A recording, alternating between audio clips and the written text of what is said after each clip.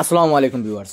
তো যারা বাইতে গড়ার ফুলুর ডালাই করতা, আশা করি আজকের ভিডিওটা আপনাদের দেখবা, আপনাদের অনেক উপকারও লাগবো, অনেক কিছু বুঝতে পারবা, অনেক আইডিয়া পাইবা এই ভিডিও থাকি যে আপনাদের গড়ার ফুলুর ডালাইটা কোন হিসাবে খামটা করলে আপনাদের গড়ার ফুলুর ডালাই মজবুত শক্ত হইব।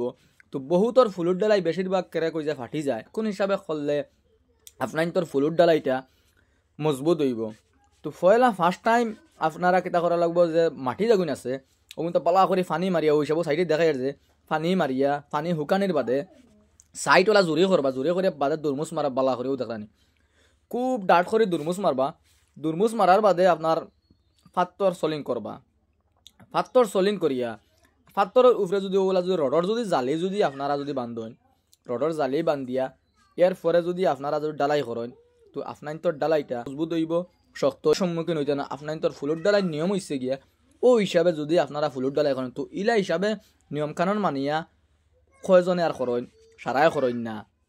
তো যার কারণে ফুলুরটা মানে ফুলুর আপনারা ক্র্যাক হয় ডাবে, মানে নানান একটা সমস্যা দেখা দেয়। তো আমরা দেখতে পাই যে আপনারা ফুলুর ডালাই করিয়ার তো ওই হিসাবে আপনার ফুলুর ডালাইটা করবা, আপনার তোর ফুলুর ডালাই অনেক শক্ত হইব দেখলানি।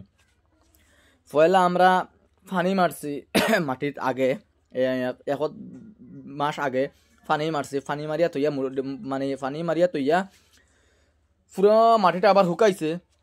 শুকানির পরে আবার আমরা দুরমুস মারছি, দুরমুস মারিয়া সুন্দর করে ডাস টুস ভিজাইয়া সলিং করিয়া এর বাদে উপরে রড বান্ধিছি, রড বান্ধিয়া এর পরে আমরা ডালাই করিয়া দেখতে হইরা। তো ও দেখানি এই ফুলুর আর কোনোদিন তলে দিয়ে ইনশাল্লাহ ডাবিত না, আল্লাহর হুকুম হইলে আর কোনোদিন ডাবিত না। যতটুক মজবুত করা লাগে অতটুক মজবুত করিয়া দিছি।